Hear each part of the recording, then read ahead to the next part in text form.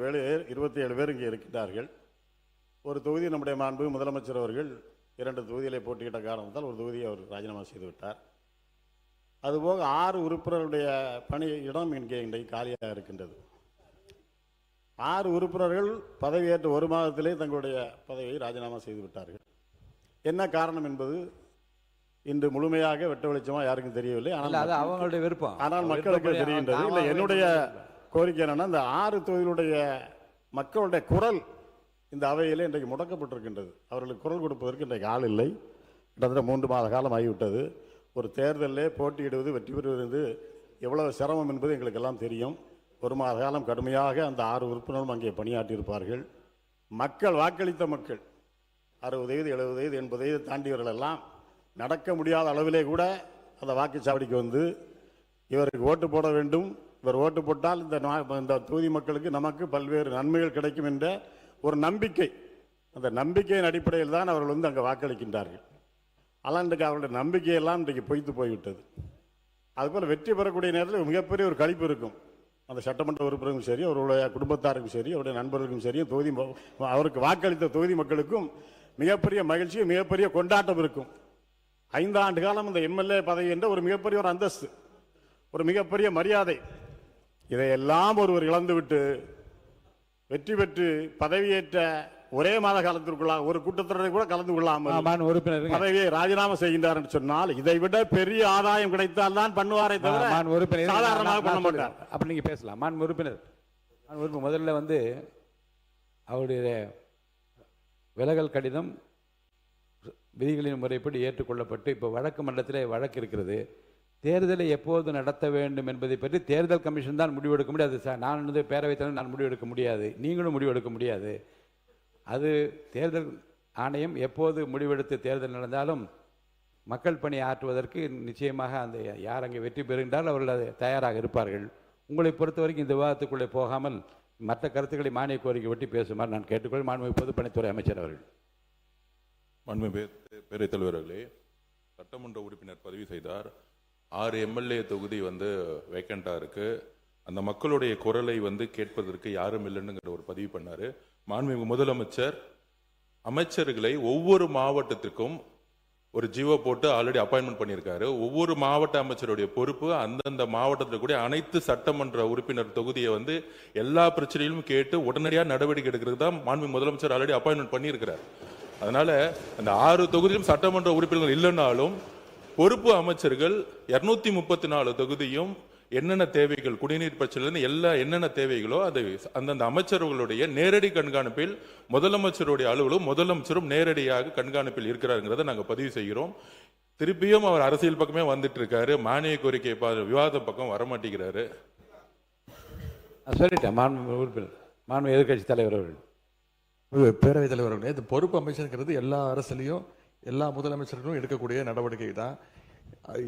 என்னுடைய சட்டமன்ற உறுப்பினர் கேட்பது, அந்த 6 சட்டமன்ற உறுப்பினர்கள் எந்த ஒரு கூட்டத்தொடரில் கூட கலந்து கொள்ளாம தன்னுடைய பதவி ராஜினாமா பண்ணிட்டாங்க. யாரையும் அவர் குற்றம் சாட்டல, அது மக்களுடைய முடிவுக்கு அவர் விட்டு விட்டார். மாண்பு உறுப்பினர் மாண்பு அவை முன்னவர் அவர்கள். மாண்பு பேரவைத் தலைவர்களே, 6 சட்டமன்ற உறுப்பினர்களை பற்றி இங்கே ஆசிரியர் அவர்கள் இங்கே குறிப்பிட்டார்கள். 6 சட்டமன்ற உறுப்பினருடைய குறைகள் என்ன இருக்கிறது என்பதை எங்களை போன்ற அமைச்சர்கள் அங்கே சென்று மக்களை கூட்டி மனுக்களை பெற்று அதற்கான நடவடிக்கை மேற்கொண்டு வருகிறோம் என்பதை நடக்கிறது. நீங்க இப்போ மட்டும் சொன்ன எப்படி நடந்துரு? மாண்புமிகு முன்னாள் முதலமைச்சர் எடப்பாடி கே பழனிசாமி அவர்கள். மாண்புமிகு பேரவைத் தலைவர்கள், ஒரு நாள்லாம் நடக்க முடியாது. எந்த அமைச்சர் போய் ஒரே நாளில் வந்து மக்களுடைய தொகுதி பிரச்சனை பேச முடியும்? எனக்கு ஒரு சட்டமன்ற உறுப்பினர் இருந்தால் தான் அவர்கள் வந்து அந்த தொகுதியில் போய் பார்த்து மக்களை பார்த்து மக்களுடைய பிரச்சனையை கொண்டு வந்து அரசுடைய கவனத்தை கொண்டு வராங்க, அமைச்சருடைய கவனத்தை கொண்டு வராங்க. பொறுப்பு அமைச்சர் என்பது ஒரு நாள் போவார், கொடுக்குற மனுவை தான் வாங்கி பரிசீலிக்க முடிய அந்த பொறுப்பு அமைச்சர் வந்து அந்த தொகுதியில் இருக்கின்ற மக்களுடைய பிரச்சனை முழுவதும் அறிந்து கொள்ள முடியாது என்ற அடிப்படையில் தான் அந்த சட்டமன்ற உறுப்பினர் தேவை. அவை முன்னவர் அவர்கள். மாண்பு பேரவைத் தலைவர்களை, விரைவாக தேர்தல் நடத்த வேண்டுமான் எங்களுடைய ஆர்வம், அதிலே மாற்று கருத்து கிடையாது. அதிலே நாங்கள் வெற்றி பெறுவோம், அதிலேயும் மாற்று கருத்து கிடையாது. அத்தனை பேரும் வெற்றி பெறுவார்கள். மாண்பு எடப்பாடி கே பழனிசாமி அவர்கள். மாண்பு, இது வந்து விவாதம் வேற மாதிரி போகுது, திசை மாறி போகுது. வழக்கு இருக்கு. என்னது? பேரவைத் தலைவர் அவர்களே, வெற்றி பெற்ற பிறகு தங்களை சந்தித்து ஒரு மனு கொடுக்கின்றார். அந்த நிகழ்ச்சியிலே ஒரு சட்டமன்ற உறுப்பினர் பங்கு பெறுகிறார். அந்த சட்டமன்ற உறுப்பினர் அடுத்த நாள் ராஜினாமா பண்ண உடனே முதல் மாடியில் போய் ஒரு வழக்கு மன்றத்தில் இருக்கிறது. இல்ல இதை பற்றி இந்த விவரங்கள் எல்லாம் வழக்கில் இருக்கிறது. இந்த நீங்க சொல்ற இந்த விவரம் வழக்கில் அதை பற்றி பேச அனுமதி இல்லை. அவைக்குள் நீக்குகிறேன். நீங்க சொல்ற ஒரு கருத்து இல்ல இல்ல இல்ல இல்ல இல்ல அப்படி இல்ல. நீங்க வழக்கு இல்லைங்க, வழக்கில் இந்த பிரச்சனை நீங்க சொல்லியிருக்கீங்க. இந்த வழக்கில் இந்த பிரச்சனை குறித்து இருக்கு இல்ல. நீங்க இல்ல இல்ல அதெல்லாம் ஒன்றும் பாருங்க இல்ல இல்ல இல்ல இல்ல உணர்ச்சி வசப்படா இல்லைங்க. இல்ல உணர்வு இல்லைங்க. இல்ல உணர்ச்சி வசப்படாது. நிதானமா பேசுங்க. உங்க கருத்தை நிதானமா சொல்லுங்க. வழக்கு மன்றத்தில் இருக்கிறது. இந்த வழக்கு சம்பந்தமான விவரங்கள் வழக்கு சம்பந்தமான விவரங்கள் அதில் இருக்கிறது. இருங்க. வழக்கு முடிந்தவுடன் தேர்தல் கமிஷன் எப்போது தேர்தல் மாண்பு அவை முன்னவர் மாண்பு பேரவைத் தலைவர் அவர்களே, இருங்க. மாண்பு பேரவைத் தலைவர் அவர்களே, இல்லை இருங்க. மாண்பு பேரவைத் தலைவர் அவர்களே, குதிரை பேரம் என்றெல்லாம் பேசினார்கள். அருணுக்கு இருங்க நான் சொல்லி முடிக்க வரைக்கும் சொல்லி முடிக்க வரைக்கும் இருங்க. மாணவர் பேசுங்க. மாணவர் உறுப்பினர் நான் பேசுறேன். மாண்பு அவை முன்னவர் உட்காருங்க. மாண்பு பேரவைத் தலைவர் நான் சொல்லிடுறேன். நான் மாணவர் இல்ல இல்ல முன்னவர் அது சொல்றேன். முன்னவர் இது கருத்து சொல்லிட்டீங்க போதும்.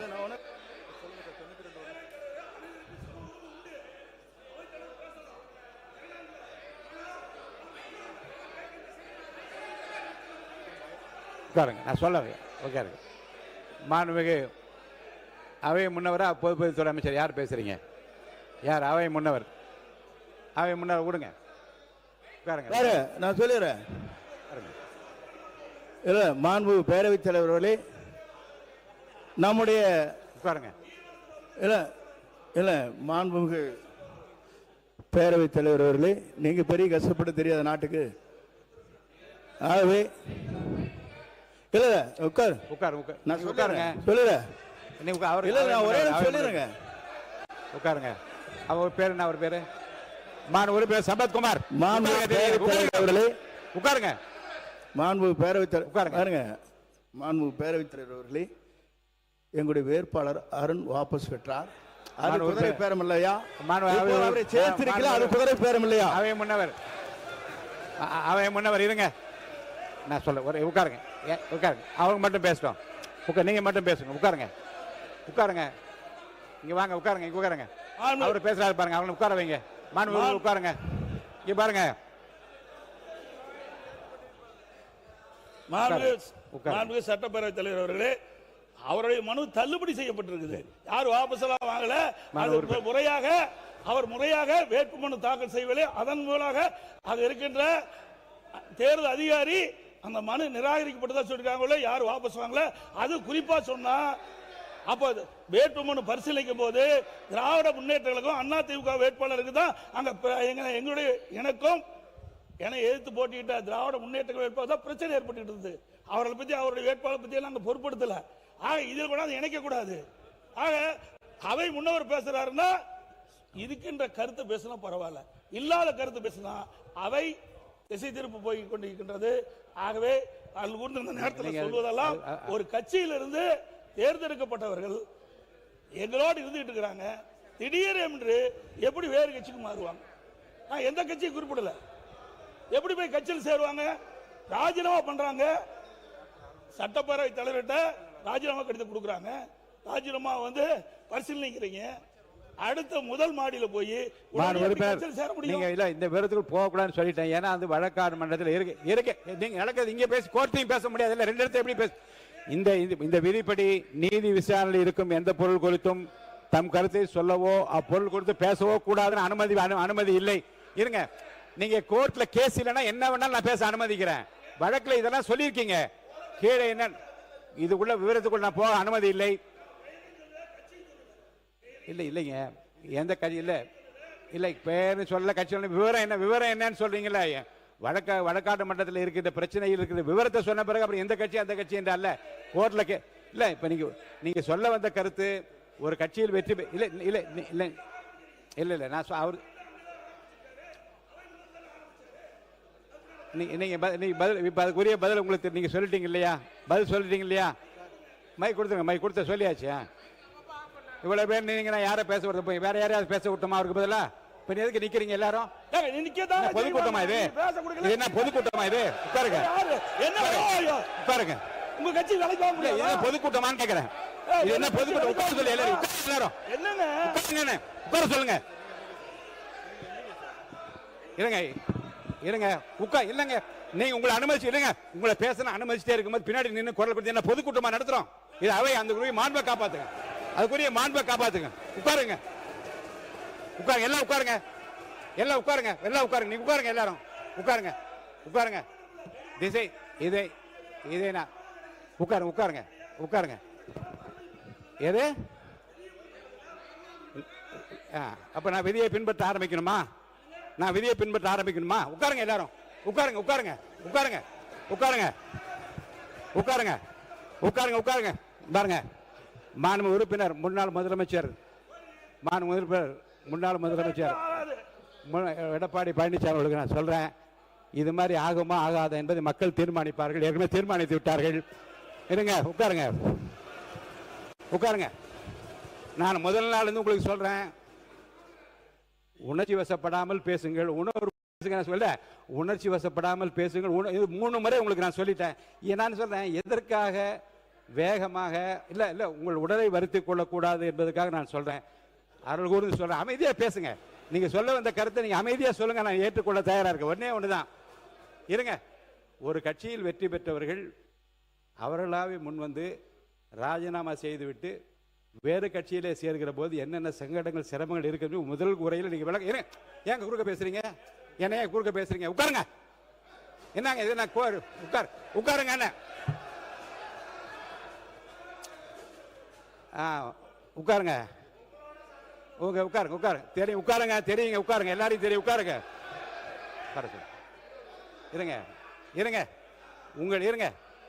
ஒரு கட்சி தலைமைக்குரிய உள்ள உணர்வினை முதல் உரையில் நீ குறிப்பிடுகிற போது எவ்வளவு பேர் உழைச்சாங்க, 6000 பேர் வேலை செஞ்சாங்க, இவ்வளவு பேருடைய உழைப்பில் தான் ஜெயிச்சாங்க என்று உங்களுடைய உள்ள உணர்வுகளை எல்லாம் நீங்கள் நல்லா பதிவு செஞ்சீங்க. பதிவில் இருக்கு, நான் ஃபுல்லாக படித்து பார்த்தேன். ஒரு கட்சியினுடைய தலைமையிலிருந்து ஒரு விலகி போகிற போது ஒரு கட்சி தலைமைக்கு ஏற்படுகிற இழப்பு குறித்தும் வருத்தம் குறித்தும் நிறைய பேசியிருக்கீங்க. அதெல்லாம் குறிப்பில் இருக்கிறது.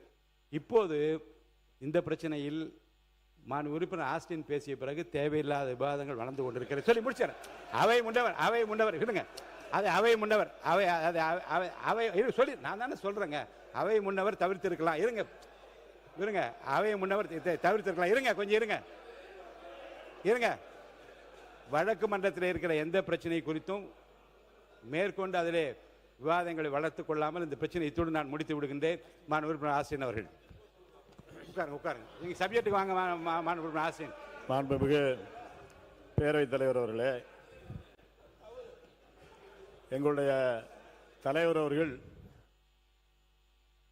தலைவர் அவர்கள் சொல்லிவிட்டார்கள், மேற்கொண்டு வேண்டாம், நீங்கள் இதில் மானிய கோரிக்கையில் போயிடுங்கன்னு சொல்லிட்டாங்க. ஏன்னா மக்கள் கருத்து இன்னும் நிறைய இருக்குது. இந்த அவையினுடைய நடவடிக்கைகள் குறித்து மக்களுடைய கருத்து நிறைய இருக்குது. அதெல்லாம் நான் இங்கே என்னுடைய குரலாக ஒலிக்கணும்னு சொன்னால் 1 மணி நேரம் இருந்தாலும் பத்தாது. இருந்தாலும் எங்களுடைய தலைவருடைய கட்டளை ஏற்று மானிய கோரிக்கையில் நான் என்னுடைய கருத்துக்களை எடுத்துக்கின்றேன். மாண்புமிகு பேரவைத் தலைவர் அவர்களே, தொழில்துறை வளர்ச்சி தான் ஒரு நாட்டினுடைய பொருளாதார வளர்ச்சிக்கு வலுவான ஒரு அடித்தளத்தை அமைத்து கொடுக்கின்றது. உற்பத்தி, ஏற்றுமதி, முதலீடு மற்றும் வேலைவாய்ப்பு ஆகிய அனைத்து துறைகளிலும் இன்றைக்கு தமிழ்நாடு தனது தனித்துவமான இடத்தை 5 ஆண்டுகளாக பெற்றுள்ளதை நாம் அத்தனை பேர் இன்றைக்கு அறிவோம். இளைஞர்களுக்கும் பெண்களுக்கும் அதிக அளவிலான வேலைவாய்ப்பு, 2030ற்குள் தமிழ்நாட்டை $1 டிரில்லியன் அமெரிக்க டாலர் பொருளாதாரமாக உயர்த்த வேண்டும் என்ற இலக்கை நோக்கிய எங்களுடைய தொழில்துறை பயணமானது 2024-25 ஆண்டிலே இந்தியாவிலேயே எங்கேயும் சாதிக்க முடியாத ஒரு சாதனையாக 11.19% என்ற பொருளாதார வளர்ச்சி, இரட்டை இலக்க வளர்ச்சியை சாதித்து காட்டிய திராவிட மாடல் அரசு.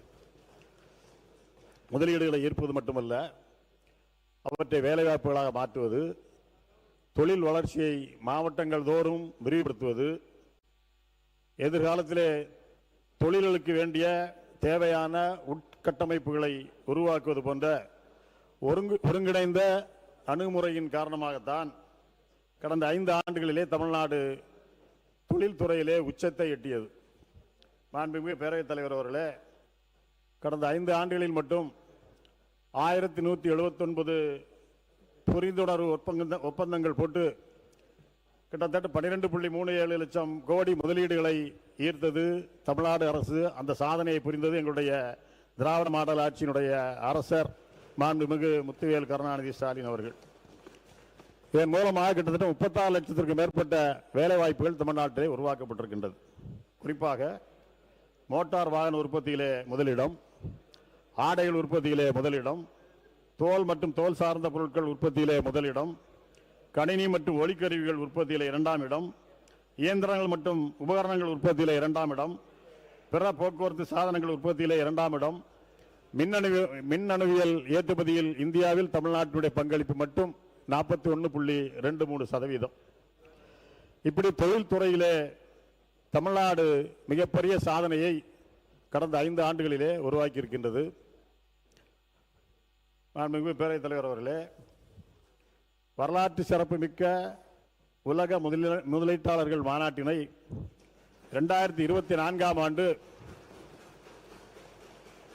எங்களுடைய திராவிட மாடல் ஆட்சி நாயகர் தளபதி அவர்கள் நடத்தி, அதன் மூலமாக இந்தியாவே திரும்பி பார்க்கும் வகையிலே 631 புரிந்துணர்வு ஒப்பந்தங்கள் போட்டு அதன் மூலமாக 6,64,181 கோடி முதலீடுகளை தமிழ்நாட்டிற்கு கொண்டு வந்துள்ளார்கள். இதன் மூலம் கிட்டத்தட்ட 14.5 லட்சம் பேருக்கு நேரடியாக வேலைவாய்ப்புகள் உருவாக்கப்பட்டுள்ளது. முதலீடுகளை ஈர்ப்பதற்காக 2021 முதல் 26 வரை கிட்டத்தட்ட 12 முதலீட்டாளர்கள் மாநாட்டுகளை எங்கள் தலைவர் அவர்கள் நடத்தினார்கள். முன்னாள் முதலமைச்சர் எங்கள் தலைவர் அவர்களே நேரடியாக ஜப்பான், சிங்கப்பூர், அமெரிக்கா, ஜெர்மனி போன்ற நாடுகளுக்கு சென்று அங்குள்ள முதலீட்டாளர்களை சந்தித்து அவர்களிடத்தில் பேசி மிகப்பெரிய முதலீடுகளை தமிழ்நாட்டுக்கு கொண்டு வந்துள்ளார்கள். அவருடைய வெளிநாட்டு பயணங்கள் மூலமாக மட்டும் 69 புரிந்துணர்வு ஒப்பந்தங்கள் போடப்பட்டு 34,013 கோடிகள் இங்கே முதலீடுகள் கொண்டு வரப்பட்டுள்ளது. 2024 முதலீட்டாளர் மாநாட்டில் போடப்பட்ட 633 புரிந்துணர்வு ஒப்பந்தங்களிலே 526 முதலீடுகளாக மாற்றப்பட்டிருக்கின்றது. ஒரு புரிந்துணர்வு ஒப்பந்தம் போடப்படுவது என்பதோடு அந்த துறை நின்றுவிடக்கூடாது. அந்த புரிந்துணர்வு ஒப்பந்தத்தை முதலீடாக மாற்றுவதில் தான் ஒரு அரசினுடைய வெற்றி இருக்கின்றது. அந்த வெற்றியை திராவிட மாடல் அரசு 5 ஆண்டுகளே சிறப்பாக செய்துள்ளது. இந்தியாவிலே யாரும் செய்ய முடியாத சாதனைகளை இந்த தொழில்துறையிலே கடந்த 5 ஆண்டுகளிலே முதலீடுகளை கொண்டு வந்தது திமுக அரசு. கிட்டத்தட்ட 526 முதலீடுகள், இது கிட்டத்தட்ட 84%. அந்த முதலீட்டாளர் மாநாட்டிலே கொண்டு வந்த புரிந்துணர்வு ஒப்பந்தங்கள் எம்ஓயூக்கள் முதலீடுகளாக டிரான்ஸ்ஃபர் கன்வெர்ட் பண்ணப்பட்டது 84%. மொத்தமாக 1192 முதலீடு ஒப்பந்தங்கள் மூலம் 873 முதலீடுகள் கன்வெர்ட் பண்ணப்பட்டிருக்கின்றது. இது கிட்டத்தட்ட 73%. இது இந்தியாவில் எந்த மாநிலமும் இந்த அளவிற்கு புரிந்துணர்வு ஒப்பந்தங்களை முதலீடாக மாற்றியது வேறு எந்த மாநிலத்திலும் இல்லை. இதுதான் அதிகபட்சமாக என்பதை இந்த நேரத்தில் தெரிவித்துக் கொள்ள கடமைப்பட்டிருக்கின்றேன். அதே போல வளர்ந்த புறநகர் பகுதிகளிலே படித்த இளைஞர்களுக்கு ஐடி சர்வீஸ் மூலம் அவர்களுக்கு வேலைவாய்ப்பை அங்கே வளர்ச்சியை கொண்டு வருவதற்காகத்தான் இந்தியாவிலே முதலில் எங்களுடைய தலைவர்கள் நியோ டைடல் பார்க் என்ற ஒரு திட்டத்தை கொண்டு வந்தார்கள். டைடல் பார்க் திட்டத்தை கொண்டு வந்தது எங்களுடைய முத்தமிழறிஞர் கலைஞர் அவர்கள் முதலிலாக. இன்றைக்கு புதிதாக வளர்ந்து வரும் நகரங்களிலே இளைஞர்களுக்கு வேலைவாய்ப்பை உருவாக்கக்கூடிய வகையில் நியோ டைடல் பார்க் என்ற ஒரு புதிய திட்டத்தை கொண்டு வந்து, அதுவும் மாநகர பெரிய பெரிய மாநகராட்சி மட்டுமல்ல, தென்மண்டலங்களிலே டெல்டா மண்டலம் என்று சொல்லி தூத்துக்குடி, தென்காசி, தஞ்சாவூர், நாகப்பட்டினம், விருதுநகர், விழுப்புரம் உள்ளிட்ட 10 இடங்களிலே இந்த நியோ டைடல் பார்க் கொண்டு வரப்பட்டு ஒவ்வொன்றிலும் கிட்டத்தட்ட 600 நபர்களுக்கு இன்றைக்கு வேலைவாய்ப்பை உருவாக்கி கொடுத்திருக்கக்கூடிய அரசு திராவிட முன்னேற்ற கழக அரசு என்பதை பெருமையோடு நான் இங்கே சொல்லிக்கொள்ள கடமைப்பட்டிருக்கின்றேன்.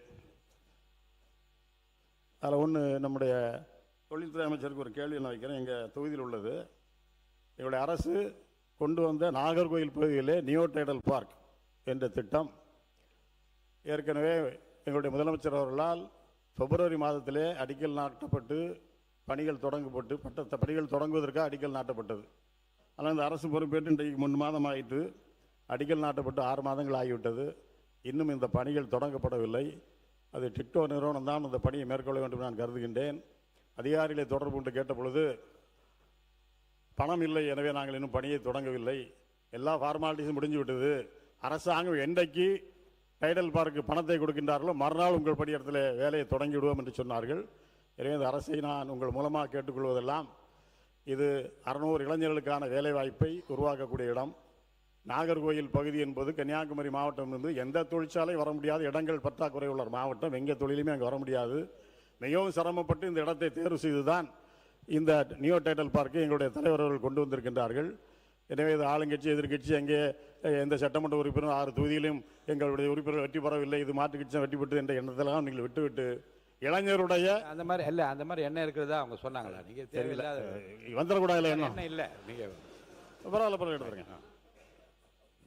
நீங்கள் அந்த இளைஞருடைய வேலை வாய்ப்பை எதிர்காலத்தில் கருத்திலே கொண்டு அதற்கான நிதியை உடனடியாக டைடல் பார்க்கு டிட்கோ மூலமாக ஒதுக்கீடு செய்து அந்த பணியை உடனடியாக தொடங்குவதற்கு உரிய நடவடிக்கை மேற்கொள்ள வேண்டும் என்று நான் மாண்புமிகு அமைச்சர் அவர்களை கேட்டுக்கொள்ள கடமைப்பட்டிருக்கின்றேன்.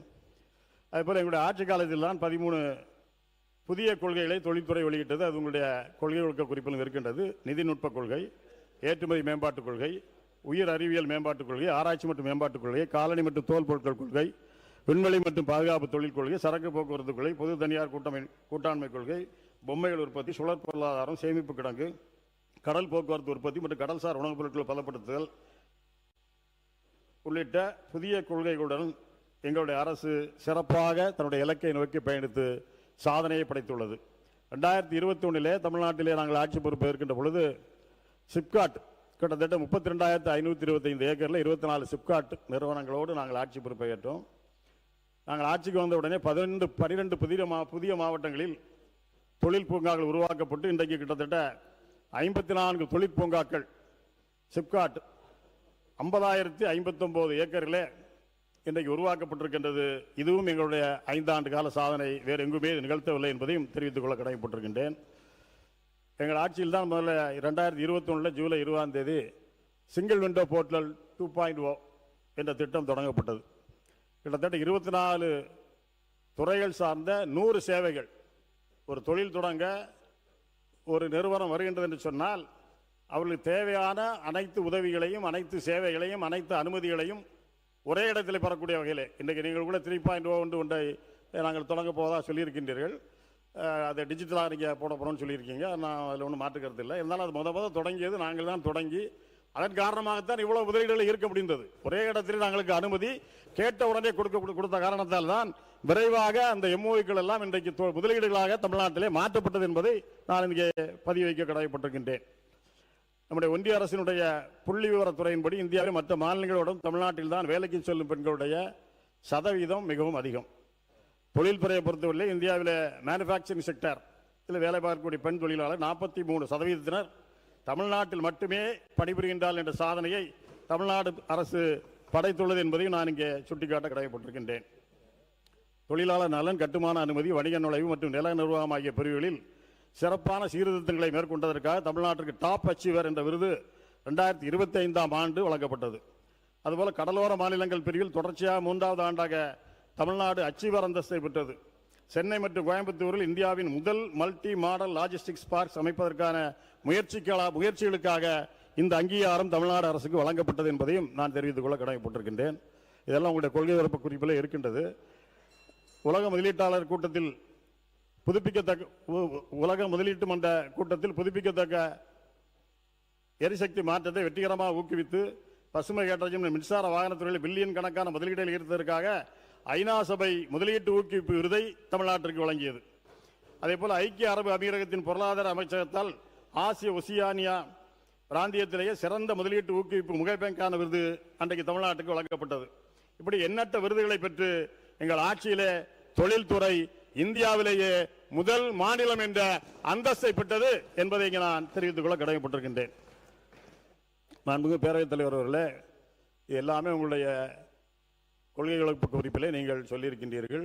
இதையெல்லாம் கடந்த ஆட்சி காலத்திலே இந்தந்த திட்டங்கள் எல்லாம் வகுக்கப்பட்டது, இந்தந்த விருது எல்லாம் வழங்கப்பட்டது, இவ்வளவு சிப்காட் தொடங்கப்பட்டது, இவ்வளவு முதலீடுகள் ஈர்க்கப்பட்டது, இவ்வளவு பேருக்கு வேலைவாய்ப்புகள் கொடுக்கப்பட்டது எல்லாம் சொல்லியிருக்கின்றீர்கள். அதை நோக்கிய உங்களுடைய பயணமும் கூடுதலாக எதையை செய்ய வேண்டும் என்று குறிப்பிட்டு சொல்லாவிட்டால் கூட அதை நோக்கிய பயணம் இருக்கும் என்று சொன்னீர்கள்.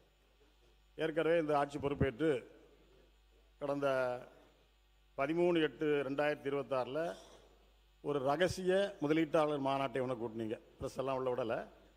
அந்த மாநாட்டில் ஒரு 97 புரிந்துணர்வு ஒப்பந்தங்களை போடப்பட்டு அதில் 67,452 கோடி முதலீடு வந்ததாக தெரிவித்தார் அமைச்சர்.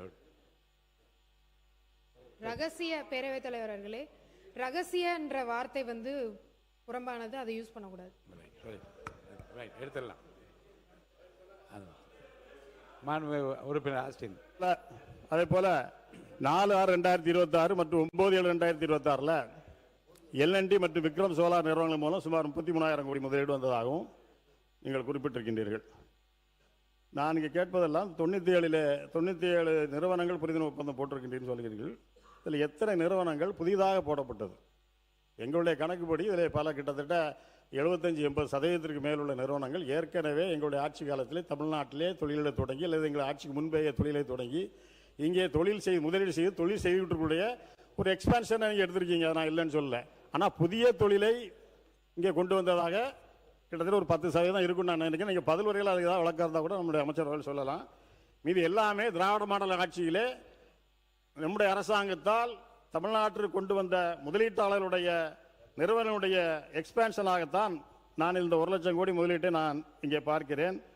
இதில் பெரும்பாலான நிறுவனங்களுடைய தலைவரும் தொழில்துறை அமைச்சரும் பேசி தொழில்துறை அமைச்சர். மாண்புமிகு பேரவைத் தலைவர் அவர்களே, அவங்க ஆட்சியில் இருந்தப்போ 30 நாள்ல எவ்வளவு புரிந்துணர்வு ஒப்பந்தம் போட்டாங்கன்னு மட்டும் ஆன்சர் பண்ண சொல்லுங்க.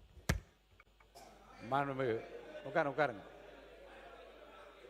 உறுப்பினர் ஆஸ்டின் பேசு. முடிச்சிடறேன். பேரவைத் தலைவர் அவர்களே, ரகசியம் என்ற வார்த்தை மட்டும் நீக்கிறாங்க அவங்க சொன்னது. சரி. உறுப்பினர் ஆஸ்டின்.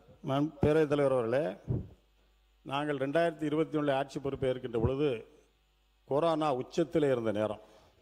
அந்த நேரத்தில் ஆட்சி பொறுப்பை ஏற்ற போது கூட கிட்டத்தட்ட 3 மாத காலத்திலே 44,36,000 கோடியாக திட்ட முதலீட்டை நாங்கள் கொண்டு வந்திருக்கோம்.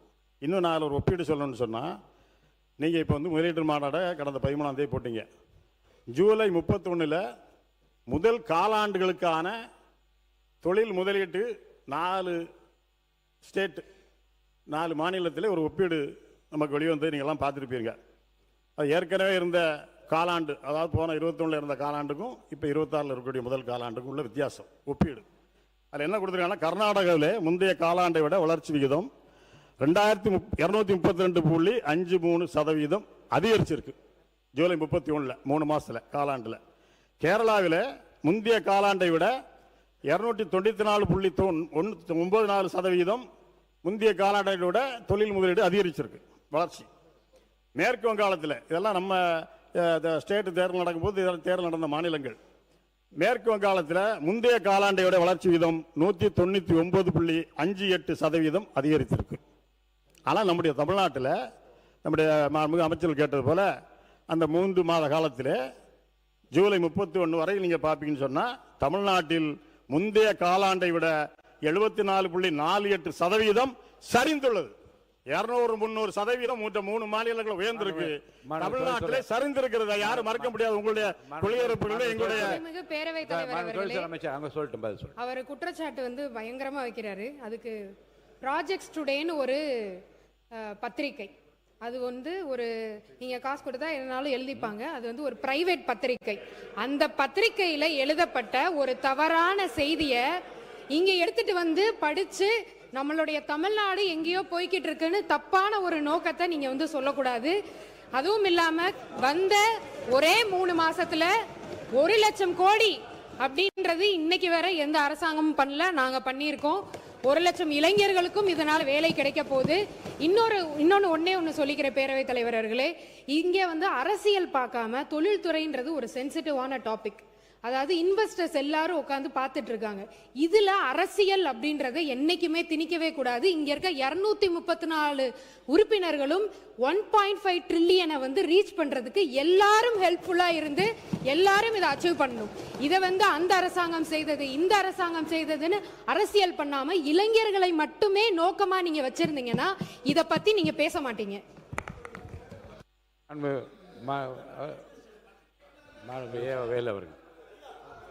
மாண்புமிகு பேரவைத் தலைவர்களே, அவர் பேசணும். முன்னாள் அமைச்சர் அதை பற்றி சொல்ல அவர் சொல்லட்டுமா? நீங்களே சொல்லுங்க.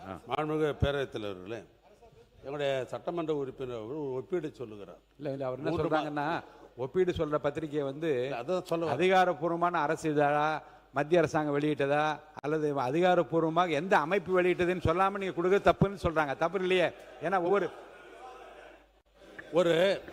ஒரு சட்டமன்ற உறுப்பினருக்கு இருக்கிற ஒரு குறிப்பை வைத்துக்கொண்டு அதை நீங்கள் கொடுத்த கொள்கைகளுக்கு புத்தகத்தை வைத்துக்கொண்டு வெளியில் வருகிற செய்தியை வைத்துக்கொண்டு தான் ஒரு ஒப்பீடு நாங்கள் பேச முடியும். இல்லை, வெளியில் வருகிற செய்தி ஆதாரப்பூர்வமா இருக்க வேண்டும் அவங்க கேட்குறாங்க. அதான் சொல்ல வர ஆதாரம் இல்லாமல் இல்லை சில பத்திரிகைகள் வந்து அவர்களுக்கு வேண்டியவர்களுக்காக வேண்டியபடி எழுதி கொள்வதும் உண்டு. அப்படி இருக்குதான்னு அவங்க கேட்குறாங்க.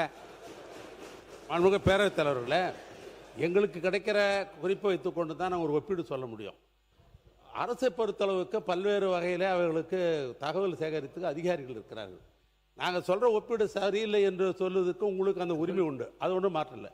அதை சொல்லுகிற இடையில காசு கொடுத்தா பத்திரிகைக்காரங்க எது வேணாலும் எழுதுவாங்க என்பது ஒட்டுமொத்த ஜனநாயகத்தை, ஏன்னா ஜனநாயகத்தில் 4வது தூணு பத்திரிகை, தொலைக்காட்சி, அதை கொச்சப்படுத்தக்கூடாதுன்றதான் என்னுடைய முதல் பிரச்சனை. ஒன்று, தொழில்துறை அமைச்சர் உறுப்பினர் தங்கம் தென்னரசு அவர்கள். பேரவைத் தலைவர் அவர்களே, ஒரு அரசாங்கத்தினுடைய செயல்பாடுகளை குறித்து 3வது கண்ணாக இருந்து விமர்சனங்களை எடுத்து வைப்பது பத்திரிகைகள், ஊடகங்கள்.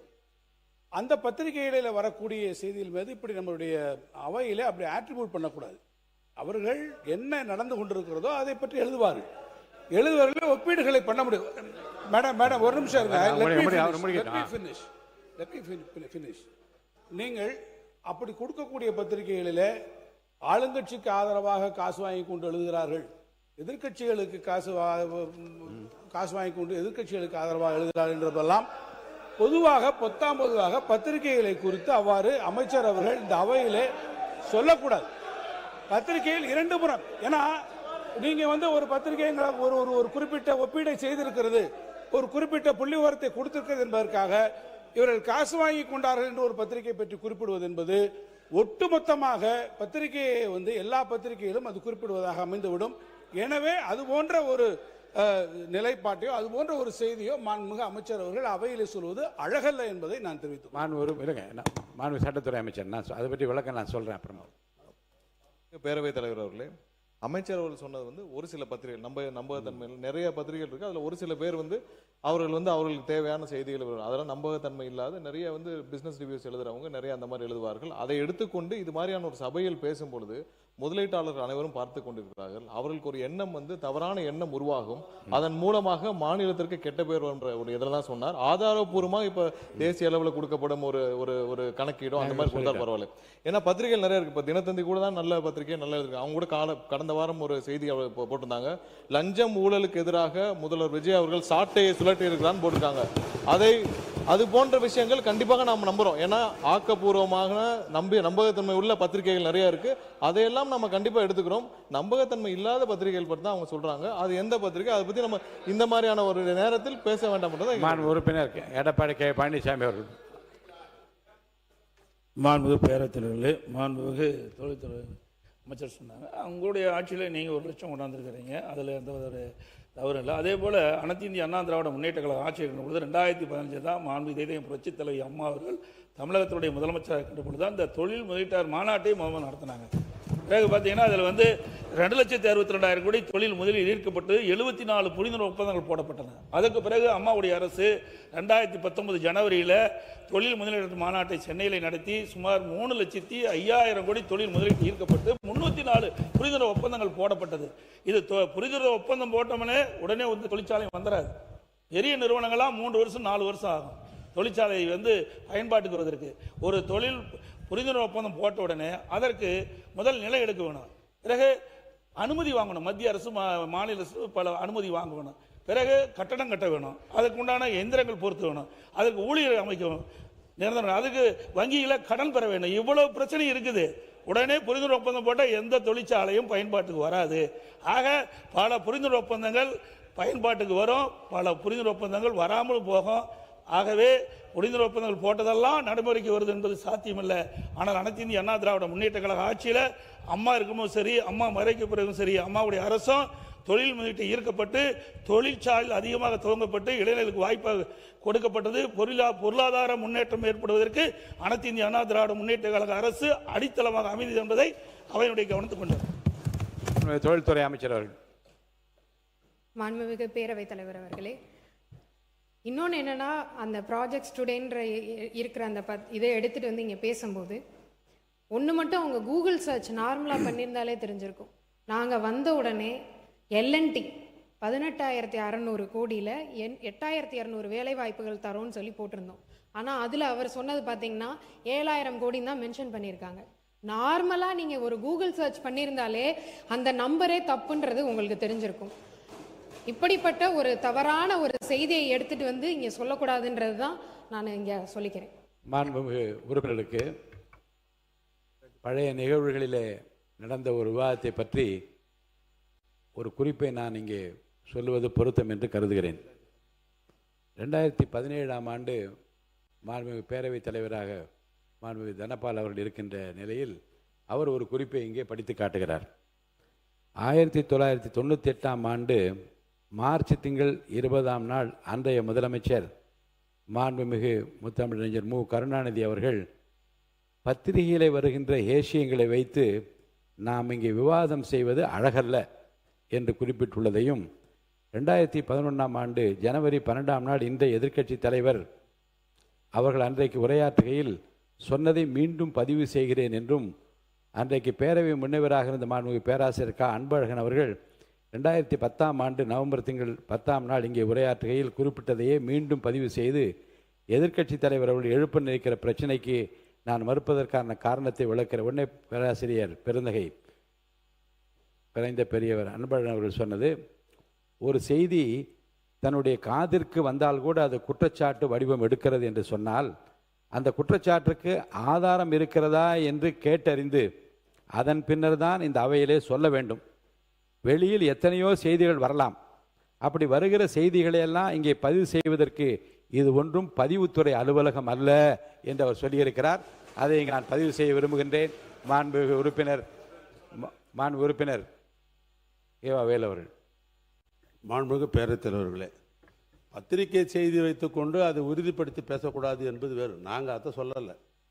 பத்திரிகை காசு வாங்கி கொண்டு எழுதுகிறார்கள் என்பதுதான் குற்றச்சாட்டு. அப்படி பேசக்கூடாது.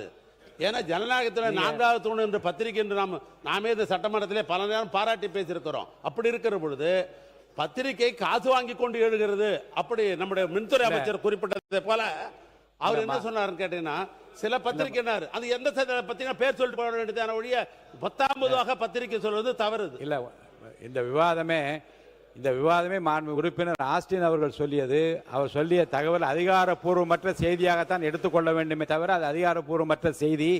அதிகாரப்பூர்வமாக அமைச்சர் என்ற முறையில் நான் அறிவிக்கிறேன், இந்த சாதனைகள் எல்லாம் செய்திருக்கிறார் என்று அவர் அறிவிக்கிறார். அதில் ஆதாரம் இல்லாத அந்த பத்திரிகை செய்திகளை பற்றி அவர் சொன்னது எல்லா ஒட்டுமொத்த பத்திரிகை தொழில்துறை அமைச்சர் வெறுப்பதாகவோ அவர்களை பற்றி வெறுப்புணர்வு ஏற்படுத்த எடுத்துக்கொள்ளக்கூடாது. அப்படிப்பட்ட எண்ணத்தை அவர் வெளியிடவில்லை என்று நான் கருதுகின்றேன். பத்திரிகை துறையை பற்றி இந்த மன்றத்தில் இருக்கிற மாமன்றத்தில் இருக்கிற அத்தனை உறுப்பினர்களும் மிகப்பெரிய மரியாதை உண்டு. குறிப்பாக தொழில்துறை அமைச்சருக்கும் இந்த அமைச்சர் பெருமக்களும் இருக்கு என்று நான் கருதுகிறேன். வெளியிருந்த பல செய்திகளிலிருந்து பல பத்திரிகைகளை பாராட்டுவதிலிருந்து அதை என்னால் உணர முடிகின்றது. ஒரு சில பத்திரிகைகள் இருந்து அவர் குறிப்பிட்டு பேசியிருந்தால் உள்ள உணர்வோடு தவறான செய்திகளையும் உண்மைக்கு புறம்பான செய்திகளையும் வெளியிடுகின்ற பத்திரிகைகளுக்குத்தான் அந்த குற்ற உணர்வு இருக்க வேண்டும் என்று மற்றவர்களுக்கு அது எடுக்க வேண்டிய அவசியம் இல்லை. மாண்புமிகு தொழில்துறை அமைச்சர் அவர்கள். மாண்புமிகு பேரவைத் தலைவர் அவர்களே, நான் எல்லா பத்திரிகையும் நான் சொல்லவே இல்லை. ப்ராஜெக்ட் ஸ்டூடெண்ட்ன்றது ஒரு பிரைவேட் வெப்சைட், அது கூட ஒரு பத்திரிகைன்னு கூட நம்ம சொல்ல முடியாது. அது ஒரு வெப்சைட், ஒரு பிரைவேட் வெப்சைட். இனி அதே பத்திரிகையாளர்கள் தான் தினத்தந்தியில் நம்மளை பற்றி நம்மளுடைய தொழில்துறையை பற்றி அவ்வளோ அழகாக எழுதியிருந்தாங்க. அதையெல்லாம் எடுத்து கொண்டு வந்து இங்கே பேசி பெருமைப்பட்டிருந்தால், தமிழ்நாடு முன்னேறுதுன்னு பேசியிருந்தால் ரொம்ப நல்லா இருந்திருக்கும். மாண்புமிகு உறுப்பினர் ஆஸ்டின் அவர்கள். மாண்புமிகு பேரவைத் தலைவர் அடுத்த சப்ஜெக்ட்டுக்கு போயிடலாம். நீங்க ஒரு ஒப்பீடு தான் நான் குறிப்பிட்டேன். அதுக்கு இவ்வளவு ஒப்பீடு கூட ஆதாரம் இல்ல, இல்லாத ஒப்பீடு இருக்க கூடாது ஒரே நிமிஷம் ஒரு நிமிஷம். எந்த பத்திரிகையும் பெயரையோ இந்த பத்திரிகையில் வந்திருக்கூட நான் சொல்லலை. சாதாரணமாக உறுப்பினர்கள் அண்ணன் சொன்ன மாதிரி நாங்கள் எதாவது எங்களுக்கு தகவல் கிடைச்சா அதை அமைச்சர்கிட்ட தான் கேட்க முடியும். அவங்ககிட்ட தான் அரசாங்கம் இருக்குது. நான் சொன்ன ஒப்பீடு பற்றி அவங்க வந்து ஆய்வு பண்ணி அவங்களுக்கு பதில் உரை சாயங்காலம் இருக்குது. அதில் நீங்கள் சொன்னது தவறு, அது சொல்லுறதுக்கு அவங்களுக்கு உரிமை இருக்குது. நான் அது குற்றச்சாட்டே சொல்லலை, எந்த குற்றச்சாட்டும் சொல்ல எதுவும் சொல்லவில்லை. என்ன ஒரு நிமிஷத்தில் நீங்கள் முடிச்சுருந்தீங்க, 24 நிமிஷம் ஆயிடுச்சு. முடிக்க போகிறேன். அதே போல் மாண்புமிகு பேரவைத் தலைவர்களே,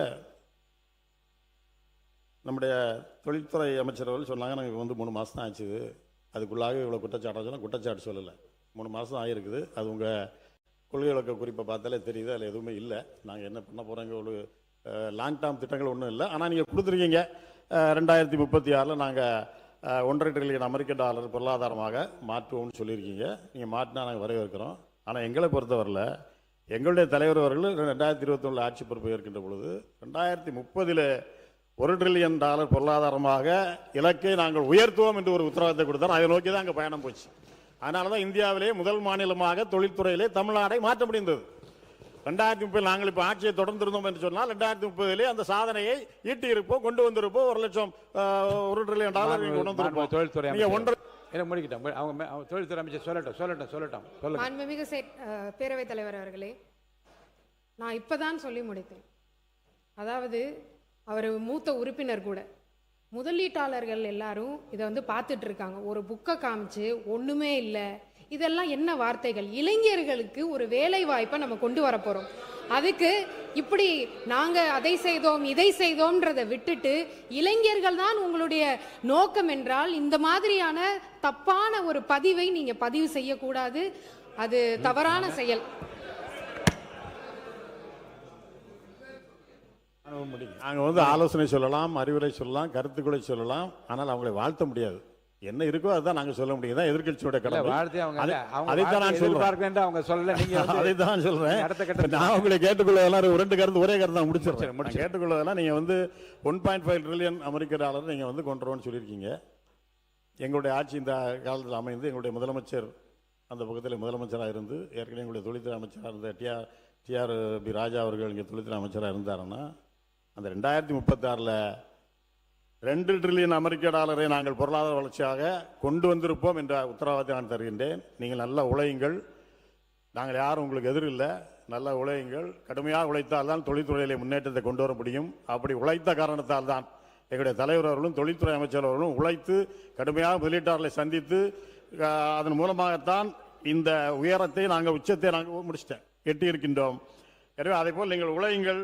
முடிந்தால் ஓரளவுக்கு எங்களுடைய இலக்கிலே ஒரு பாதையாவது நீங்கள் நிவர்த்தி செய்யுங்கள் சொன்னால் நான் வரையறுக்க கடமைப்பட்டிருக்கின்றோம். அதே போல் இங்கே பேசுகின்ற பொழுது அமைச்சர் நான் முடிச்சுட்டே தான் லாஸ்ட் அமைச்சர்கள் குறிப்பிட்டார்கள். முதலீட்டாளர்கள்லாம் பார்த்து கொண்டிருக்காங்க, தப்பாக நினைக்க மாட்டாங்களா, தவறாக சிந்திக்க மாட்டாங்களா, இப்படிலாம் பேசுகிறீங்கன்னு சொன்னாங்க. நேற்று நம்ம அன்பு முதலமைச்சர் அவர்கள் 110 விதியின் கீழே ஒன்று கொண்டு வந்தாங்க. பரந்தூர் விமான நிலைய திட்டத்தை இந்த அரசு ரத்து செய்து சொன்னாங்க. இதை பார்த்து முதலீட்டாளர்கள் தவறுலாம் நினைப்பாங்களா நினைக்க மாட்டாங்களா? தான் இன்னைக்கு முதலீடுகளை ஈர்க்கக்கூடியதுக்கு பரந்தூர் விமான நிலையம் தான் மிக முக்கியமான இது. நான் கிட்டத்தட்ட 2000 ஏக்கருக்கு மேல நாங்கள் எடுத்துட்டோம். மாண்புமிகு பொதுப்பணித்துறை அமைச்சர் சொல்லுங்க. மாண்புமிகு பேரவைத் தலைவர் அவர்களே, பரந்தூர் விமான நிலையமா இல்லை விவசாயிகள் கண்ணீரானா? எங்கள் தலைவர் விவசாயிகள் கண்ணீர் பக்கம் தான் நிற்பார். இதை உறுதியாக சொல்றோம். மாண்புமிகு முதலமைச்சர் நேற்றே சொல்லியிருக்காரு, கூடிய விரைவில் விமான நிலையத்துக்கான இடம் கூடிய விரைவில் அறிவிக்கப்படும் சொல்லியிருக்கிறாரு. ஆனால் எங்களுடைய தலைவருடைய முதல் பிரச்சாரம் காலடிப்பட்டது விவசாயிகளுடைய கண்ணீருக்காக.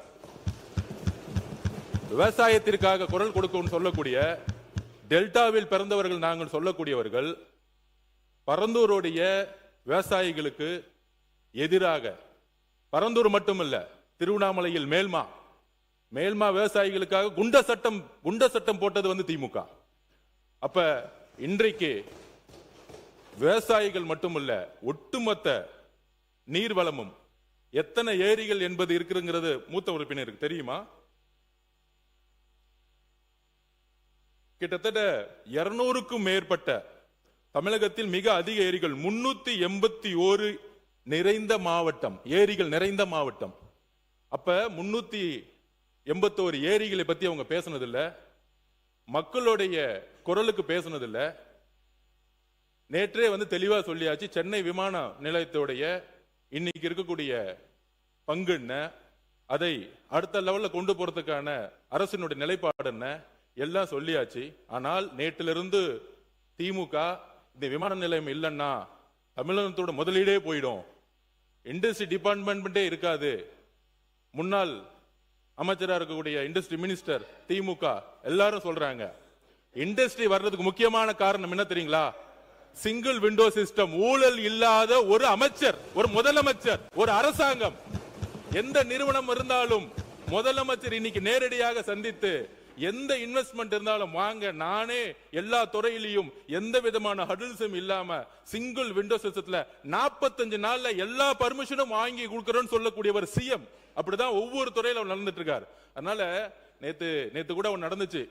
இதே அண்ணன் ஆஸ்டின் தான் நம்மளுடைய சட்டமன்ற உறுப்பினர் வேலுமணி அண்ணன் ஜி ஸ்கொயர் நிறுவனத்தை பத்தி சொன்ன உடனே திடீர்னு டக்குன்னு எந்திரிச்சார். அந்த ஜி ஸ்கொயர் நிறுவனத்தை பத்தி ஏன் பேசுறீங்க அப்படின்னு மாண்புமிகு முதலமைச்சருக்கு நாங்கள் கோரிக்கை வைக்கிறோம். இந்த பரந்தூர் விமான நிலையம் பண்ணும் பொழுது டிபிஆர் ப்ராஜெக்ட் அரசுக்கு மட்டும்தான் தெரியும். டீடைல் ப்ராஜெக்ட் ரிப்போர்ட் அரசுக்கு மட்டும் தெரியும். அந்த டீடைல் ப்ராஜெக்ட் ரிப்போர்ட் வரதுக்கு முன்னாடியே ஒரு கட்சி சார்ந்தவர்கள், நான் எந்த கட்சி பேரையும் சொல்லல, ஒரு கட்சி சார்ந்தவர்கள் அந்த நிலத்தை சுத்தி லேண்ட வாங்கி மிகப்பெரிய ரியல் எஸ்டேட் மோசடி நடந்திருக்கு. அதை ரிஜிஸ்ட்ரேஷன் டிபார்ட்மெண்ட்ல சொல்லி அந்த ரியல் எஸ்டேட் மோசடி, இந்த பரந்தூர் விமானம் எதுக்காக உருவாக்கப்பட்டதுன்னா இந்த ரியல் எஸ்டேட்டுக்காக தான். அப்ப இதை நாங்கள் பதிவு செய்கிறோம். விவசாயிகளுக்காக, விவசாயிகளோட கண்ணீருக்காக கிட்டத்தட்ட 2 போகம் அங்க விவசாய உற்பத்தி பண்ணிட்டு இருக்காங்க. 2 போகம். இத்தனை ஏரி இருக்கு, 381 ஏரிகள் இருக்கு. இதுக்காக விவசாயிகள் பக்கம் நிக்கிறதுக்காக தான் இது கேன்சல் செய்யப்பட்டதை தவிர இதுல எங்களுக்கு எந்த விதமான அரசியல் உள்ளிடுங்கள எழுதி வச்சுக் கொள்ளுங்கள். 5 வருஷம் கழிச்சு வெள்ளையரிக்கு நாங்க உரத்துக்கு ரெடி. உங்களோட 10 மடங்கு இங்க பொருளாதாரம் வந்திருக்கும். ஏனால் ஊழல் இல்லாத ஒரு ஆட்சியை எங்களோட முதலமைச்சர் கொடுப்பாரு. இதற்காக எல்லா இண்டஸ்ட்ரியும் வரும். 45 நாள் 60 நாளுக்குள்ள சிங்கிள் விண்டோ சிஸ்டத்தை முதலமைச்சர் உருவாக்கி இருக்காங்கிறத பதிவு பண்றோம். தங்கம் தெரஸ் அவர் பேசுங்க. தங்கம் தெரஸ் மாண்புமிகு முன்னாள் முதலமைச்சர் எடப்பாடி கே பழனிசாமி. மாண்புமிகு பேரவைத் தலைவர்களே, விமான விரிவாக்கத்திற்காக பரந்தூர் விமான நிலையத்தை அங்கே நிலம் எடுக்கின்ற ஒரு சூழ்நிலை ஏற்படுகின்ற பொழுது மாண்பு முதலமைச்சர் அவர்கள் அந்த திட்டத்தை ரத்து செய்து விட்டார்கள். அதில் எந்த ஒரு மாறுபட்ட கருத்தும் கிடையாது.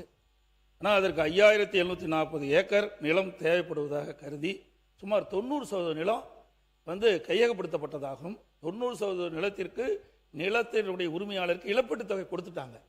இப்போ அந்த எடுக்கப்பட்ட நிலத்தை என்ன செய்ய போறீங்க? இல்லை விவசாயிட்டே கொடுத்துறீங்களா? இழப்பீட்டு தொகை கொடுத்தாச்சு, அதை மறுபடியும் திரும்பி பெற முடியாது நில உரிமையாளர் இருந்து. அதற்கு அரசுடைய விளக்கம் தேவை. மாண்புமிகு சட்டத்துறை அமைச்சர். மாண்புமிகு பேரவைத் தலைவர், இந்த திட்டத்திற்கு மொத்தமாக 5846 ஏக்கர் தேவைப்பட்டது. அதுல பாத்தீங்கன்னா பட்டா நிலங்கள் 3774 ஏக்கர் பட்டா நிலங்கள். அதுல அக்ரிகல்ச்சர் லேண்ட், அதாவது விவசாய நிலங்கள் 3 போகங்கள் விளையக்கூடிய விவசாய நிலங்கள் 2681 ஏக்கர் விவசாய நிலங்கள் இருந்தது. ஸோ அரசு நிலங்களாக இதுல காட்டப்பட்ட நிலங்கள் 1972 ஏக்கர் அரசு நிலங்களாக காட்டப்பட்டது. இதுல கிட்டத்தட்ட 1558 ஏக்கர் வாட்டர் பாடிஸ், அதாவது நீர்நிலைகள். அதுல பெரும்பாலும் பெரிய நீர்நிலைகள், பெரிய ஓடைகள் எல்லாம் இந்த அரசு நிலமாக காட்டப்பட்ட 1972 ஏக்கர்ல 1558 ஏக்கர் நீர்நிலைகள் காட்டப்படும். இது வரைக்கும், அதாவது 90%, நேத்தே பேட்டியில் அண்ணன் தங்கம் தெரஸ் அவர்கள் பலர் சொல்லியிருந்தாங்க, 90% நிலங்கள் கையகப்படுத்தணும். அப்படி கையகப்படுத்தப்படவில்லை. இது வரைக்கும் 1802 ஏக்கர் மட்டும்தான் கையகப்படுத்தப்பட்டுள்ளது. அதாவது 48% மட்டும்தான் கையகப்படுத்தப்பட்டுள்ளது. மீதி எல்லாம் கையகப்படுத்தவில்லை. அதுலயும் பாத்தீங்கன்னா ஏகனாபுரம், இந்த காரை, தண்டலம், சிறுவள்ளூர் போன்ற கிராமங்களில் 1 சென்ட் நிலம் கூட கையகப்படுத்தப்படவில்லை. அதெல்லாம் கையகப்படுத்தாமல் இருக்கு. இதுல இன்னொரு விஷயம் எல்லாரும் புரிஞ்சுக்கணும்னா, நேத்தே முதல்வருடைய அறிக்கையில ரொம்ப தெளிவாக சொல்லப்பட்டிருக்கு. எப்படின்னா, இது வரைக்கும் நம்மளுடைய கரண்ட் கெப்பாசிட்டி, அதாவது 30 மில்லியன் பேசஞ்சர்ஸை ஹேண்டில் பண்ற கெப்பாசிட்டி இப்ப இருக்கிற கரண்ட் ஏர்போர்ட்டுக்கு இருக்கு. அது இல்லாமல் டெர்மினல் 3 வந்து கம்ப்ளீட் ஆச்சுன்னா இன்னொரு 5 மில்லியன், அதாவது இது ரெண்டும் சேர்த்தால் 35 மில்லியன் கெப்பாசிட்டியை நம்ம அடைவோம்.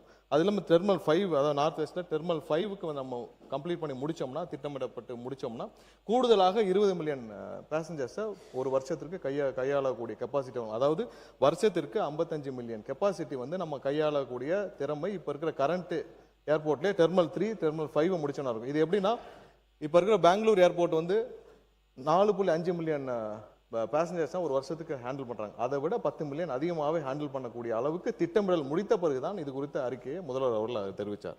அதாவது இப்போ இருக்க கரண்ட் ப்ராஜெக்ட்ல நிறைய தவறான தகவல் கொடுக்கப்பட்டிருக்கு. அதாவது என்விரான்மெண்டல் கிளியரன்ஸ் வாங்கிட்டோம்னு சொல்லியிருக்காங்க. கிடையாது, என்விரான்மெண்டல் கிளியரன்ஸ் வாங்கப்படவில்லை. அதாவது என்விரான்மெண்டல் இம்பாக்ட் அசஸ்மெண்ட் கூட இதுக்கு பண்ணல. இது அதுவே பண்ணாமல் என்விரான்மெண்டல் கிளியரன்ஸ்லாம் வாங்க முடியும். என்விரான்மெண்டல் கிளியரன்ஸ்லாம் இதுவரைக்கும் வாங்கப்படவில்லை. மிகவும் அதில் வந்து நிறைய வாட்டர் பாடிஸ் இருக்கு. அதனால தான் வந்து இந்த திட்டம் வந்து 5 ஆண்டுகளாக, அதாவது அதிமுக காலத்தில் ஆரம்பிக்கப்பட்டாலும் 5 ஆண்டுகளாக எந்தவித நகர்வும் இல்லாமல் இருந்ததுக்கு முக்கிய காரணம் பெரும்பாலும் நீர்நிலைகள், விவசாய நிலங்கள், 3 போகம் விளையக்கூடிய நிலங்கள். இதில் இப்போ அதிகமாக கவலைப்பட்டு இங்கே கதறுபவர்கள் அனைவரும் பார்த்தீங்கன்னா ஒன்று ஜி ஸ்கோர் மாப்பிளைக்காக இருக்கட்டும், இல்லைன்னா அதில் கருப்பு பணத்தை கொண்டு போய் முதலீடு செய்தவர்களாக இருக்கட்டும், வேற யாருக்காகவும் இருக்காது. கண்டிப்பாக விவசாயிகளை மட்டும்தான் கணக்கில் வைத்துக் கொண்டு இது செய்யப்பட்டிருக்குது, வேற யாருக்காகவும் இல்லை. யாரு பேசுறீங்க? யாரா ஒருத்தர்? மாண்புமிகு தங்கம் தென்னரசு அவர்கள், மாண்புமிகு தங்கம் தென்னரசு அவர்கள், மாண்புமிகு தங்கம் தென்னரசு அவர்கள் உட்காருங்க.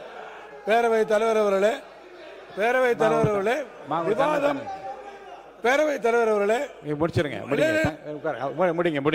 பேரவைத் தலைவர், சட்டத்துறை அமைச்சர் எல்லாத்திற்கும் இங்க பாருங்க, எல்லாத்திற்கும் எந்திரிக்க வேண்டியது. இது ஒண்ணு பிடி பீரியட் இல்ல, எல்லாத்துக்கும் எந்திரிச்சு உட்கார அளவுக்கு. ஜி ஸ்கொயர் மாப்பிள்ளைன்னு சொன்னா என்ன தவறு இருக்கு? ஜி ஸ்கொயர் மாப்பிள்ளைன்னு ஊரே சொல்லுச்சு, என்ன தவறு இருக்கு?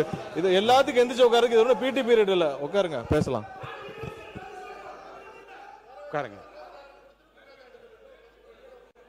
மாண்புமிகு தங்கம் தென்னரசு அவர்கள். மாண்புமிகு சட்டத்துறை அமைச்சர் இந்த அளவிலே தன்னுடைய பதிலை, விவாதத்தை கொண்டு போக விரும்புவார் என்றால், I can also pay you in the same currency. G square மாப்பிள்ளை என்று நீங்கள் சொல்வீர் என்று சொன்னால், வேறு எந்த லாட்டரி மருமனுக்காக புது விமான நிலையத்தை நீங்கள் கொண்டு போவீர் என்று நான் கேட்க முடியுமா? நான் கேட்கவா? நான் கேட்கிறேன்.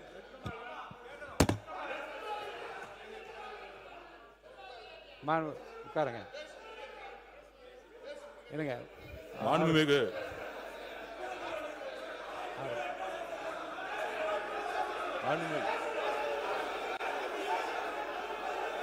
உட்காருங்க. அவரு தான் பேசணும். மாண்புமிகு பேரவைத் தலைவர் அவர்களே, உட்காருங்க. பேச அனுமதிக்கிறேன்.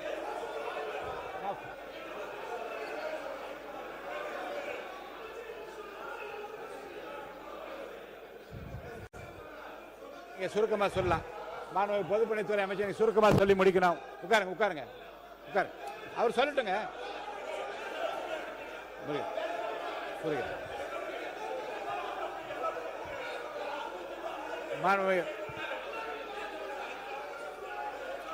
அவருக்கு முடிச்சிட்டுமே.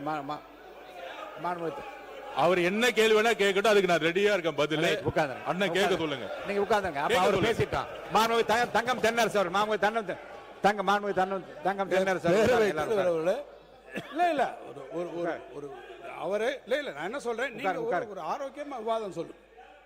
உட்காருங்க. நீங்க என்ன சொல்றேன், நீங்க உட்காருங்க. பரந்தூர் ஏர்போர்ட்டை எதற்காக கொண்டு வந்திருக்கிறோம்? பரந்தூர் அமைக்கக்கூடியதிலே நான் நேற்று செய்தியாளர் சந்திப்பிலே கூட விவரமாக சொல்லி இருக்கிறேன். சென்னையினுடைய புவியியல் அமைப்பில் வேறு எந்த இடத்துக்கும் கொண்டு போக முடியாது. நேரடியாக நாங்கள் உடனடியாக போய் பரந்தூரில் உடனடியாக போய் பார்க்கல. உங்களுடைய அதிகாரிகள் இருக்கிறார்கள், அவரிடத்துல கூட கேளுங்க. பரந்தூரை தேர்ந்தெடுப்பதற்கு முன்பு யார் அதுக்கு அப்ரூவல் கொடுக்கணும்? அப்ரூவல் கொடுக்கணும். எத்தனை சைட் நாங்கள் போய் பார்த்துருக்கோம்? சோழிங்கநல்லூரில் பார்த்துருக்கோம், படாலத்தில் பார்த்துருக்குறோம், பன்னூரில் பார்த்துருக்குறோம். ஒவ்வொரு இடங்களிலும் ஏற்கனவே பல இடங்களிலே அதை ஆய்வு செய்து அது ஏற்றுக்கொள்ளவில்லை. ஏர்போர்ட்ஸ் அத்தாரிட்டி ஆஃப் இந்தியா ஏற்றுக்கொள்ளவில்லை. காரணம் நேற்றே நான் விளக்கி இருக்கிறேன். சென்னையினுடைய கிழக்கு பகுதியிலே வங்கக்கடல் இருக்கிறது, அந்த பகுதியில் நீங்கள் போக முடியாது. நார்த்துக்கு போனீங்கன்னா ஒன்று மணலிலிருந்து எண்ணூர்லேருந்து எல்லா இண்டஸ்ட்ரியல் எஸ்டேட்ஸு, அந்த பக்கம் பழவேற்காடு, ஏரி, சூழலியல் பிரச்சனைகள், அந்த பக்கத்தை நார்த்தில் போக முடியல. சவுத்துக்கு போகிறீங்க, சோழிங்கநல்லூர் போய் பார்க்குறீங்க, அது தாம்பரம் ஏர்பேஸோட நேராக வருது.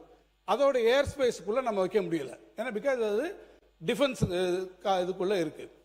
அடுத்து தள்ளி போனீங்கன்னா அந்த பக்கம் கல்பாக்கம் அனல் மில் நிலையம், இந்த பக்கம் போனீங்கன்னா வேடந்தாங்கல் பறவைகள் சரணாலயம், எந்த பகுதியிலும் அங்கே போக முடியல. அது ஏற்றுக்கொள்ளவில்லை, இந்த இடங்களை எல்லாம் ஏற்றுக்கொள்ளவில்லை, ரிஜெக்ட் செய்கிறார்கள்.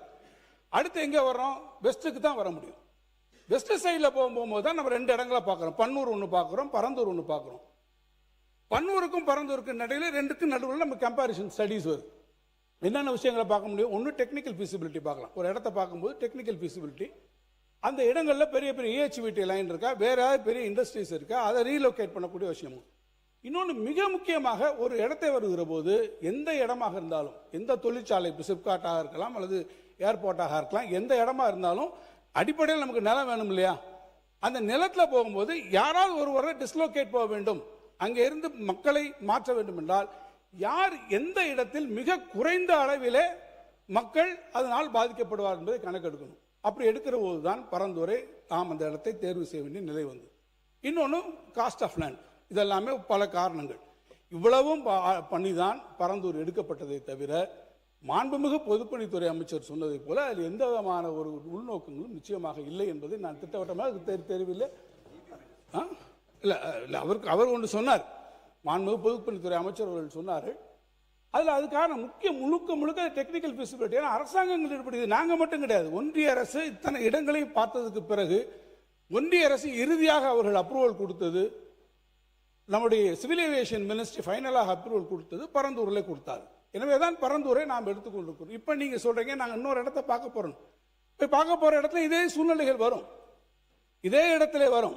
விவசாய நிலங்கள், இப்போ நீங்கள் எப்படி இருந்தால் நிலங்களுக்கு போவீங்க, அங்கே போகும்போது இதே இவாலுவேஷன் நீங்கள் பண்ண வேண்டியிருக்கும். நீங்கள் பண்ணுங்க, நாங்கள் அதை பற்றி பார்க்கல. இந்த ப்ராஜெக்ட் இத்தனை வருஷத்துக்கு அப்புறம், இவ்வளவு நம்ம டிராவல் பண்ணி வந்ததுக்கப்புறம் இன்னைக்கு நீங்கள் விட்டுட்டீங்கன்னா இனி இது எப்போ வரப்போகுது? சரி, சென்னை இருக்கக்கூடிய எக்ஸிஸ்டிங் விமான நிலையத்தை நீங்கள் நாங்கள் பண்ணுறோம்னு சொல்கிறீங்க. எத்தனை பேர் அங்கே, நீங்கள் எப்படி செகண்ட் ரன்வே அங்கே எப்படி வரும்? இதே ஜியாகிரபிக்கலாக டெமோகிராஃபிக்காக சென்னையில் இருக்கக்கூடிய எக்ஸிஸ்டிங் ஏர்போர்ட்டில் எவ்வளோ பெரிய பிரச்சனை வரும்? எத்தனை பேரை நீங்கள் மீனம்பாக்கத்துலேருந்து டிஸ்லோகேட் பண்ணுவீங்க?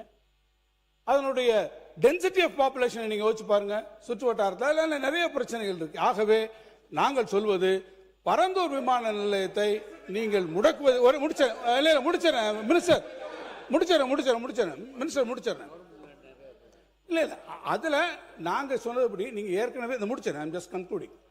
ஆக ஏற்கனவே அங்கே இருக்கக்கூடியவர்கள் ஏறத்தாழ 2500 மேற்கொள்ள பட்டா நிலங்களை வைத்திருப்பவர்களுக்கு காம்பன்சேஷன் கொடுத்து அக்விசிஷன்லாம் முடிந்து ப்ராக்ரஸ்லாம் வந்ததுக்கப்புறம் இந்த திட்டத்தை கைவிடுவது என்பது தமிழ்நாட்டினுடைய ஒட்டுமொத்த பொருளாதார வளர்ச்சிக்கும் அது நிச்சயமாக எதிரானதாக இருக்கும். அந்த வளர்ச்சிக்கு உதவாது. நீங்கள் சொல்றபடி 1.5 ட்ரில்லியன் அமெரிக்கன் டாலர் எக்கானமி என்பதை ஒருபுறம் நீங்கள் சொல்லிக்கொண்டே இன்னொரு புறம் அதற்கு எதிராக செய்கிறது என்பதுதான் எங்களுடைய நிலைப்பாடு. அதைத்தான் நாங்கள் விளக்கிறோம். மாண்புமிகு சட்டத்துறை அமைச்சர், மாண்புமிகு பேரவைத் தலைவர்கள், மீண்டும் அந்த தவறான தகவல் தான் பதிவு செய்யறாங்க. அவருக்கு சொல்லிட்டான். இல்ல முடிச்சிட்டு போயிடுறேன். இல்ல இவர் முடிச்சிடறேன். அவருக்கு சொல்லிட்டேன், பதில் சொன்ன பிறகு உங்களுக்கு அனுமதி தரேன். சரி பேசு. மாண்புமிகு பேரவைத் தலைவர்களே, நான் கேட்ட வினாவுக்கு மாண்புமிகு எரிசக்தித்துறை அமைச்சர் முழுமையான விளக்கம் கொடுக்கல. ஏன்னா அங்கே பரந்தூர் விமான நிலையத்திற்கு அவர் பதிலளித்தது 48% நிலம் கையகப்படுத்திருக்கிறாங்க. அதில் 1702 ஏக்கர் நிலம் கையகப்படுத்தப்பட்டதாக, அதற்கு உண்டான இழப்பீட்டு தொகை விவசாயிடத்தை கொடுத்தாச்சு. இப்போ 1702 ஏக்கரை விவசாயிக்கு கொடுப்பீங்களா, இல்லை வேறு திட்டத்துக்கு பயன்படுத்துவீங்களா, இல்லை விவசாய இடத்திலிருந்து அந்த தொகையை பெறுவீங்களா என்ற விளக்கத்தை மாண்புமிகு எரிசக்தித்துறை அமைச்சர் விளக்க வேண்டும். மாண்புமிகு சட்டத்துறை அமைச்சர். மாண்புமிகு பேரவைத் தலைவர்கள், இதுல திரும்ப தவறான தகவல் கொடுத்துட்டு இருக்காங்கன்றதான் நம்ம சொன்னது. ஏன்னா 90% 95% நம்ம அக்யூர் பண்ணி முடிச்சிட்டோம், அக்யூசேஷன் முடிச்சிட்டோம், கையகப்படுத்தி முடிச்சிட்டோம்னு சொன்னாங்க. அது கிடையாது. 48% மட்டும்தான் கையகப்படுத்தப்பட்டு உள்ளது. மீதி எல்லாம் அதுல 1500 ஏக்கர் நீர்நிலைகளாக இருக்கின்றதா நம்மளுடையது. இது கடந்த 5 வருடங்களாக இந்த இதில் வந்து கையகப்படுத்தப்பட்ட நிலங்கள் எப்படி எந்த மாதிரினா, யார் யாரெல்லாம் வெளியூர்களில் வசிக்கிறார்களோ அவர்களுடைய நிலங்கள் மட்டும்தான் வந்து ஃபோர்ஸ்ஃபுல்லாக வந்து நீங்கள் வந்து உங்களுடைய வங்கி கணக்கில் போடப்படும் சொல்லி ஃபோர்ஸ்ஃபுல்லாக கையகப்படுத்தினாங்களே தவிர்த்து, உள்ளூரில் அதான் நான் சொல்லப்பட்ட இந்த 4 பெரிய கிராமங்களில் இதுவரை 1 சென்ட் நிலம் கூட கையகப்படுத்தவில்லை. இந்த மக்கள் வந்து 1000 நாட்களுக்கு மேலே கடுமையான போராட்டம் நடத்தப்படுதான் அப்பொழுது எங்களுடைய தலைவர் அண்ணன் விஜய் அவர்கள் முதலமைச்சர் அவருடைய கவனத்திற்கு சென்று நேரடியாக அந்த மக்கள், ஏன்னா அந்த மக்கள் எல்லாம் அகதிகளாக ஆந்திராவிற்கு செல்ல தயாரானார்கள். ஸோ அப்போ தான் வந்து முதல்வருடைய கவனத்திற்கு கொண்டு போய் அவரே வந்து அதை சமூக ஊடகங்கள் வழியாக பார்த்து இதை நம்ம கண்டிப்பாக கையில் எடுக்கணும்னு சொல்லி முதல்வராக அப்பொழுது எங்களுடைய தலைவர் நேரடியாக தலையிட்டு நேரடியாக அந்த மக்களுக்கு போய் சொன்னது. ஏன்னா அந்த ப்ராஜெக்டை ஃபுல்லாக அண்டர்ஸ்டாண்ட் பண்ணி அப்போ இருக்கிற ரன்வே வந்து இங்கே இருக்கிற நீர்நிலைகள் மேலே போக முடியாதுன்னு சொல்லி முதல்வர் அவர்கள் அப்பயே வந்து அந்த ஏர்போர்ட் அத்தாரிட்டிக்குரிய நபர்களிடம் எல்லாரோடையும் ஆலோசிச்சிட்ட பிறகு தான் அந்த முடிவை ரொம்ப ஆழமாக அந்த முடிவை எடுத்து இந்த இடம் வந்து ஏர்போர்ட்டுக்கும் ரன்வேக்கும் உகந்ததில்லைன்னு சொல்லி பல வல்லுநர்களும் ஆலோசித்து அதுக்கப்புறம் தான் அந்த முடிவே எடுத்தார். ஏன்னா அது வந்து அந்த இடத்துல ரன்வே போட்டாலும் அது உகந்ததில்லைன்னு சொல்லி முடிவை எடுத்த பிறகு தான் அந்த முடிவை எடுத்தார். இப்போ உங்களுக்கு தேவை நம்ம ஒரு 55 மில்லியன் நபர்களை ஹேண்டில் பண்ணக்கூடிய கெப்பாசிட்டி உள்ள ஒரு ஏர்போர்ட் தான். ஏன்னா இன்னைக்கு பெங்களூர் ஏர்போர்ட்டை கம்பேர் பண்ணுறீங்க, பெங்களூர் ஏர்போர்ட்டோட கெப்பாசிட்டி இன்னைக்கு வந்து 4.5 மில்லியன் 44 மில்லியன் நபர்களை தான் ஹேண்டில் பண்ணுறாங்க ஒரு வருஷத்துக்கு. ஸோ அதை விட 10 மில்லியன் அதிகமாக ஹேண்டில் பண்ணக்கூடிய கெப்பாசிட்டிக்கான திட்டத்தை வகுத்த பிறகு தான் முதல்வர் அவர் நேற்று வந்து அந்த இதுவே வந்து அறிவிச்சாங்க. ஸோ இதெல்லாம் இதுக்கும் தொழில்துறைக்கும் ஒன்றும் நீங்கள் பெரிய வித்தியாசம்லாம் பண்ண வேண்டாம். அதற்கும் இதற்கும் வேற வேரியேஷன். நம்ம அதை விட அதிகமான ஹேண்டில் பண்ணக்கூடிய கெப்பாசிட்டி வச்சு தான் பண்ணுறோம். இதற்காக சொந்த நாட்டு மக்களையே வந்து நம்ம அகதிகளாக வெளியேற்ற முடியாது. அதற்கான மாற்று திட்டங்களை கண்டிப்பாக உருவாக்கப்படும். கையகப்படுத்த நிலம் குறித்து கண்டிப்பாக முதல்வர் ஆலோசிச்சுட்டு என்ன முடிவோ பின்னாடி எடுக்கப்படும். தொழில்துறை அமைச்சர் எல்லாம் முடிக்கிட்டு அவங்க எல்லாம் பேசுறாங்க, முடிக்கிட்டு உட்காருங்க. தொழில்துறை பள்ளிக்கல்வித்துறை அமைச்சராக பேசுங்க. மாண்புமிகு பேரவைத் தலைவர் அவர்களே, அவர் முன்னாள் அமைச்சர் சுட்டி காட்டிய போது விரிவா எல்லாத்தையும் சொன்னார். அந்த பரந்தூர்ல தான் நீங்க எடுக்கிற லேண்டுக்கு காசு கொடுத்துருவீங்க, அங்க இருக்க விவசாயிகளுக்கு காசு கொடுத்துருவீங்க. ஒரு தொல்லியல் துறை அமைச்சரா சொல்றேன், 1000 ஆண்டுகால பொக்கிஷம் கம்பன் கால்வாய்னு ஒரு தொல்லியல் பொக்கிஷம் அங்க ஓடுது. இன்னொரு கால்வாய் உங்களால் உருவாக்க முடியுமா? பரந்தூர்ல நீங்க அங்க ஒரு விமான நிலையம் கட்டிட்டா அது ஒரு உறிஞ்சி நிலம். மிகை நீர் வருகிற பொழுது அது இந்த சென்னைக்கு வெள்ளம் வருவதை தடுக்கக்கூடியது. அப்ப இன்னொரு வெள்ளத்தை சென்னை தாங்குமா? அப்ப பரந்தூர்ல நீங்க கிரீன் ஏர்போர்ட்லாம் கட்ட முடியாது. வேணா வாட்டர் ஏர்போர்ட் வேணா கட்டி மிதந்து வேணா போலாம். விவசாயிகள் சார்பில் சொன்னதை செய்த மாண்புமிகு முதல்வருக்கு நான் நன்றி சொல்கிறேன். மாண்புமிகு தொழில்துறை அமைச்சர். மாண்புமிகு பேரவைத் தலைவர் அவர்களே, அவங்க முடிச்சிட்டு வரேதான். மாண்புமிகு தொழில்துறை அமைச்சர் முன்னாள் முதலமைச்சர் உட்காருங்க. மாண்புமிகு உறுப்பினர் வந்து கேள்வி கேட்டிருந்தாரு. இந்த திட்டத்தை கைவிட்டுட்டீங்க, கையகப்படுத்திய நிலத்தை வந்து என்ன பண்ண போறீங்கன்னு. மாற்று தொழில் திட்டங்கள் மக்களை பாதிக்காதவாறு கையகப்படுத்தப்பட்ட நிலங்களில் செயல்படுத்தப்படும்.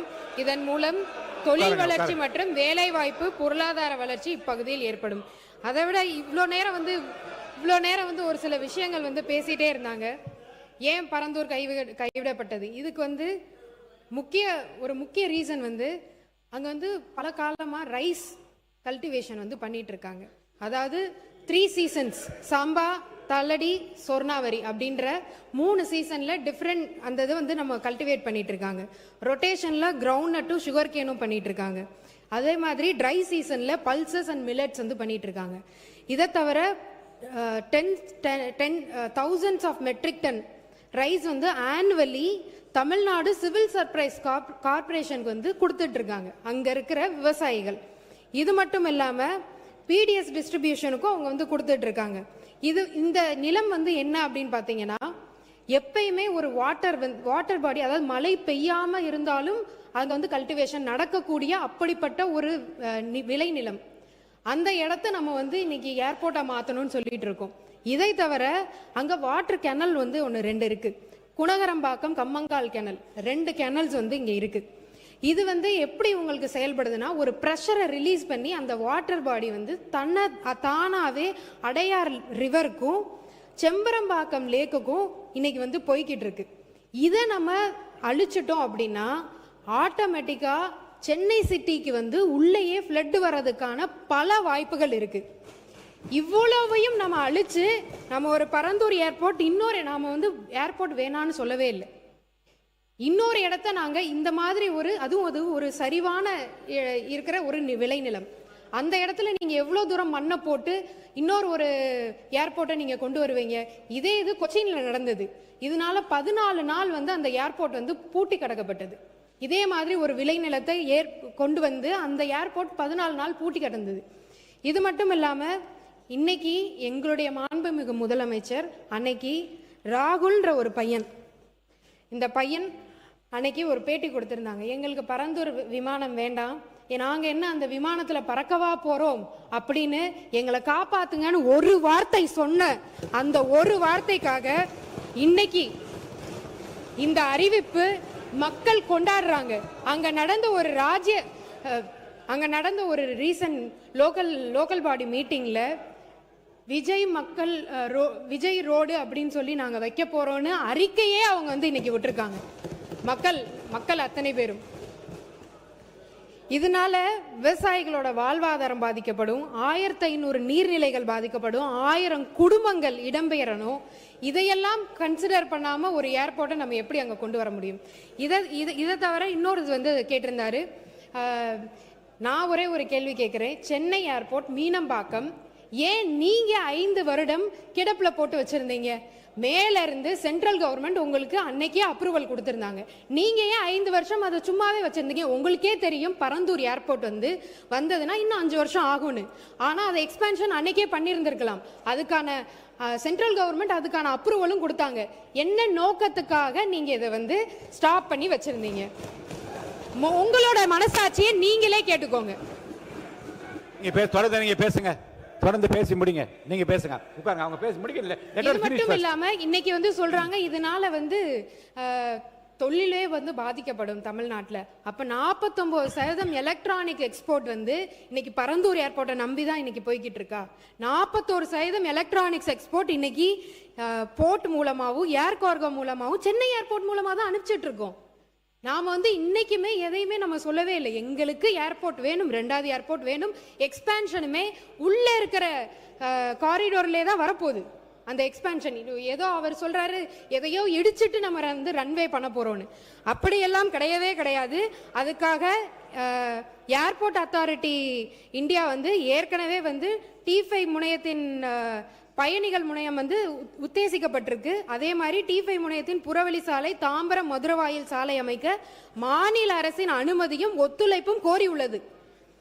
நெக்ஸ்ட் 10 வருஷத்துக்கு இது வந்து நம்மளுக்கு கண்டிப்பா ஒரு இது இருக்கும். அதே மாதிரி அடுத்து செகண்ட் ஏர்போர்ட் மக்கள் பாதிக்கப்படாம, விவசாய நிலங்கள் பாதிக்கப்படாம, அதே மாதிரி சிப்காட்டும் அதே மாதிரி இருக்கிற மக்கள் பாதிக்கப்படாம, விளைநிலங்கள் பாதிக்கப்படாம, அப்படி இருக்கிற நிலங்கள் மட்டும்தான் கையகப்படுத்தப்படும்.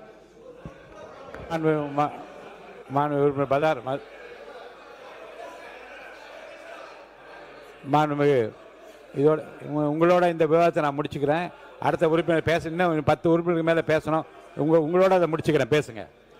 மாண்புமிகு பேரவைத் தலைவர்களே, இதில் சம்பந்தம் இல்லாத நான் எழுந்திருக்க மாட்டேன், உங்களுக்கே தெரியும்.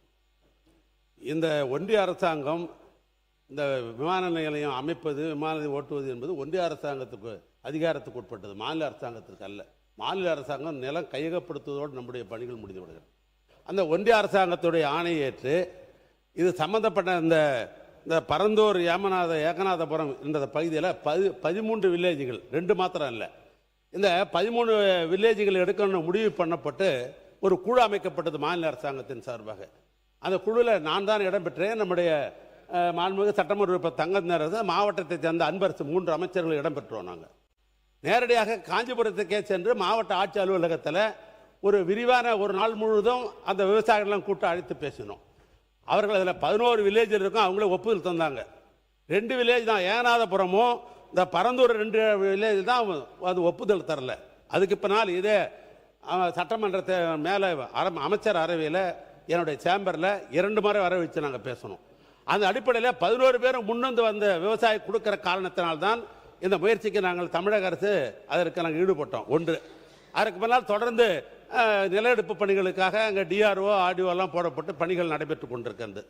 அமைச்சர்கள் குறிப்பிட்ட அந்த வாதத்தை எடுத்துக்கொண்டாலும் கூட ஏறத்தாழ 48-50% சொல்றார். இது இல்லாமல் அரசாங்கத்தினுடைய புறம்போக்கு இடங்கள்லாம் வேற இருக்குது, அதெல்லாம் சேர்த்து தான் சொன்னார் என்று கிட்டத்தட்ட 80-90% சொன்னதுக்கு காரணம் என்னன்னா அரசு நிலையம் சேர்த்து தான் சொன்னார். ஒன்று, இப்போ நாங்கள் 2 கேட்க விரும்புவது, ஏன்னா தனிப்பட்ட முறையில் பரந்தூர் விமானமும் ஏகநாதபுரத்தில் ஒரு விமானம் வச்சாக்கா இங்கே இருக்கிற எதிர்கட்சியில் இருக்கிறவங்களாம் நான் விமானம் ஏறணும் அந்த நோக்கம்லாம் இல்லை.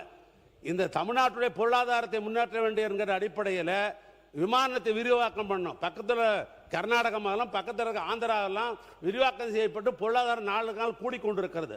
அந்த அடிப்படையில் தான் இந்த முயற்சியை ஒழிய இது தனிப்பட்ட முறையில் திராவிட முன்னேற்ற கழகம் இல்லை. ஒன்று. இன்னொன்று, எங்களுடைய சட்டமன்ற உறுப்பினர் கேட்டார், நம்முடைய எதிர்க்கட்சி முன்னாள் அமைச்சர் எடப்பாடி பழனிசாமி அவர்களும் கேட்டார்கள். இப்போ கையகப்படுத்திட்டோம், பணம்லாம் கொடுத்தாச்சு, விவசாயிக்கெல்லாம் போய் சேர்ந்துருச்சு. அது சதவீதம் முன்ன பண்ண இருக்கலாம். அந்த எடுத்துட்ட இடத்த வந்து அது வேற எதுக்கும் பயனும் படுத்த முடியாது. அதை பற்றி எல்லாம் வந்து உரிய நேரத்தில் உரிய நேரத்தில் அதை பற்றி முடிவுலாம் அவங்களை அறிவிப்பார்கள். மாநில உறுப்பினர் மதார் பத்ருதீன் அவர்கள் நீங்க பேச ஆரம்பிக்கலாம். மானிய கோரிக்கை மீது உறுப்பினர் மதார் பத்ருதீன் அவர்கள் பேசணுமா? மாண்புமிகு சமூக நீதித்துறை அமைச்சர், மாண்புமிகு சமூக நீதித்துறை அமைச்சர் அவர்கள். மாண்புமிகு பேரவைத் தலைவர் அவர்களே, இந்த வாய்ப்பை கொடுத்தமைக்கு முதல் என்னுடைய நன்றியை தெரிவித்துக் கொள்கின்றேன். நான் பல மாதங்களாக அந்த போராட்ட களத்திலே இருந்தவன் என்கின்ற வகையில் மாண்புமிகு முதல்வர் அவர்கள் அறிவித்த அந்த அறிவிப்பு ஒரு வரலாற்று சிறப்புமிக்க அறிவிப்பாக ஒன்றிய அரசு பாஜக அரசு கொண்டு வந்திருக்கின்ற இந்த திட்டம், கடந்த காலத்தில் நாங்கள் திமுக கூட்டணியில் இருந்தபோதும் கூட இந்த திட்டம் தேவையில்லை, இந்த திட்டம் வந்து மக்களுடைய வளர்ச்சிக்கு எதிரானது என்று அப்பொழுது அந்த போராட்ட களத்தில் இருந்தவன். இன்றைக்கும் நீங்கள் பார்த்தீர்களானால் இன்றைக்கு கூட அந்த ஊர் மக்கள் யாகனாபுரம், பரந்தூர் உள்ளிட்ட 20 கிராமங்களைச் சேர்ந்த பிரதிநிதிகள் இன்றைக்கு மாண்புமிகு முதல்வர் அவர்களை சந்தித்து நன்றி சொல்ல வருகிறார்கள். நான் அதற்கு முன்பாக அந்த பகுதியில் இருந்தபோது எல்லாருக்குமே தெரியும், அமைச்சர் பெருமக்களுக்கு தெரியும், எங்களுடைய தலைவர் எழுச்சி தமிழர் அவர்கள் அந்த கிராமத்து மக்களை சந்தித்து அழைத்து மாண்புமிகு முதல்வர், அன்றைக்கு இருந்த முதல்வர் முத்துவேல் கருணாநிதி ஸ்டாலின் அவர்களிடமே இதை சொல்லி, இந்த திட்டம் மக்களுக்கு எதிரானது, வளர்ச்சி திட்டங்களுக்கு எதிரானது, மண்ணின் மைந்தர்கள், பூர்வீக குடிகள் அகதிகளாக மாற்றுவதற்கு தான் அதுக்கு வாய்ப்பு இருக்கிறது என்று அன்றைக்கே நாங்கள் எச்சரித்தோம். இன்றைக்கும் அதுதான் சொல்கின்றோம். அந்த திட்டம் மக்களுடைய வளர்ச்சி மிக முக்கியமானது. நீங்கள் வந்து மாநிலத்துடைய வளர்ச்சியை விட மக்கள் அந்த பகுதியில் இருக்கிற மண்ணின் மைந்தர்கள் மண்ணை விட்டு வெளியேற முயற்சிக்கிறார்கள். ஒரே ஒரு செய்தி மட்டும் நான் சொல்ல விரும்புகின்றேன். அந்த பகுதி ஒரு சிறை வைக்கப்பட்ட பகுதியாக இருந்தது. நானே பலமுறை போக முடியவில்லை. 2 வீலரில் நான் போயிருக்கிறேன் அந்த பகுதியில். அப்படி வந்து பேரிகார்ட் போட்டு அந்த பகுதி முழுக்க அந்த பகுதியில் இருக்கிற கிராம மக்கள் மிக மோசமாக நடத்தப்பட்டார்கள்.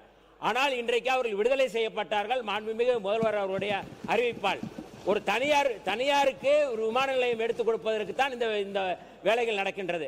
அதை அன்றைக்கே சொன்னோம். அதாவது ஒரு மாநில அரசு இன்னொரு விமான நிலையத்திற்கு